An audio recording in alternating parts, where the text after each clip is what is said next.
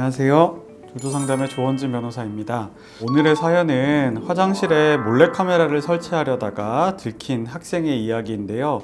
요즘 이런 일로 상담 오는 학생들이 사실 굉장히 많아요. 이런 일이 또 발생을 했는데 우리 학생들이 와서 상담을 진행을 하다 보면은 생각보다 자기가 했던 행동이 얼마나 심각한 일인지 잘 모르는 경우가 많더라고요. 그리고 얼마나 크게 처벌을 받을 수도 있는지, 그리고 때로는 찍지도 않았고 저는 그냥 소리가 들려서 그냥 바로 나왔어요, 이렇게 얘기하는 친구들도 있거든요. 어떤 경우에까지 문제가 되고 이런 행동을 왜 절대로 해서는 안 되는지, 이런 것도 오늘 자세하게 한번 얘기를 해드릴게요.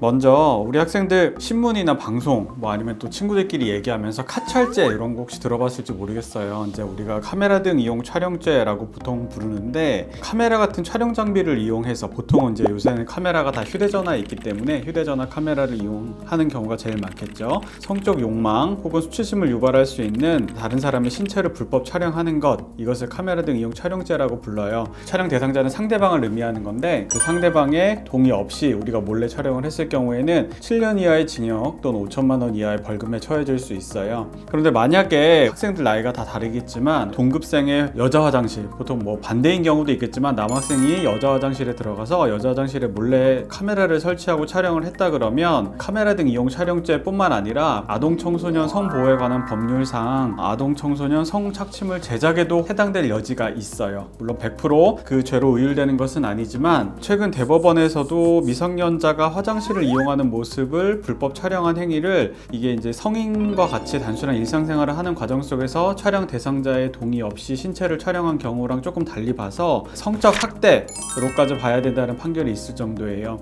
이 아동 청소년 성착취물 제작으로 적용이 되는 경우에는 5년 이상의 징역에 처하도록 되어 있어요. 조금 전에 설명해줬던 카메라 등 이용 촬영은 7년 이하의 징역인 반면에 이 아동 청소년 성착취물 제작은 5년 이상의 징역이거든요.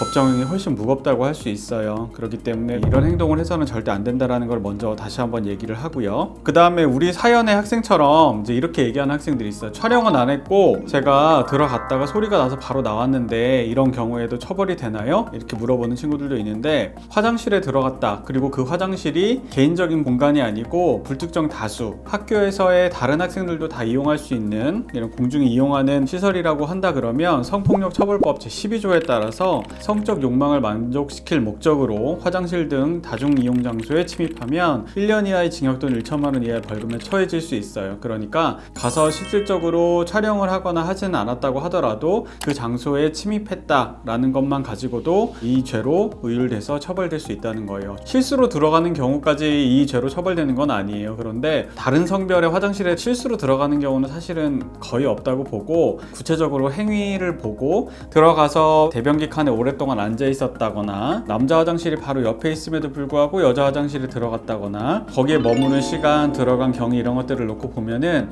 촬영에 실제로 이르지는 않았다고 하더라도 촬영을 하려는 목적이 인정되는 경우에는 성폭력 처벌법 12조에 따라 처벌받을 수 있어요. 그러니까 이런 부분들은 유의를 해야 되고요. 근데 이제 이런 경우는 또 법원에서 고려를 안 할 수가 없어요. 뭐냐면, 촬영의 대상이 된 학생도 이제 나이가 어린 미성년자인 학생이지만, 그것을 촬영한 학생도 아직은 미성년자인, 좀 성적으로 뭔가 결정하고 판단하고 이성적으로 판단하는데 좀 미성숙한 미성년자인 학생들이 대부분이에요. 이제 그런 경우에는 법원에서도 조금 고민을 많이 하시죠. 물론 수사기관에서도 그렇지만은, 촬영된 사진이 유포되었거나 아니면 제3자한테 공유되었거나 이런 사정이 없다고 한다 그러면, 그리고 초범이라거나 한다 그러면 법원에서 이 내용을 고려를 하시고 가정법원으로 보내서 소년 보호 재판을 받도록 하고 있기는 해요. 다만 중요한 거는 피해자한테 2차, 3차 영구적인 피해가 발생하지 않았다라는 부분이 좀 명확히 있어야 되고, 촬영된 사진을 가지고 합성하거나 또 이걸 돈을 받고 판매를 하거나 이런 경우에는, 요즘에는 14세가 넘어갔다고 한다 그러면 가정법원으로 무조건 보내지기보다는 형사법정으로 가는 경우들도 많이 늘어나고 있어요. 그래서 결론적으로 얘기를 한다 그러면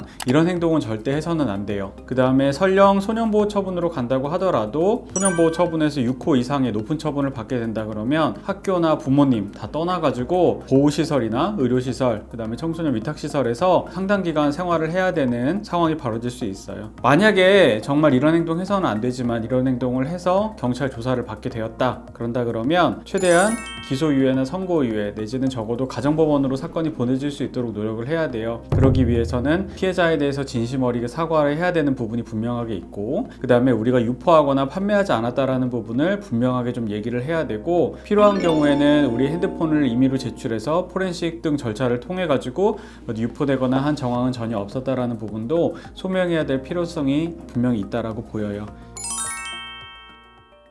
오늘은 이제 화장실에 몰래 들어가서 카메라를 이용해서 촬영한 행위에 대해서 알아보았는데요.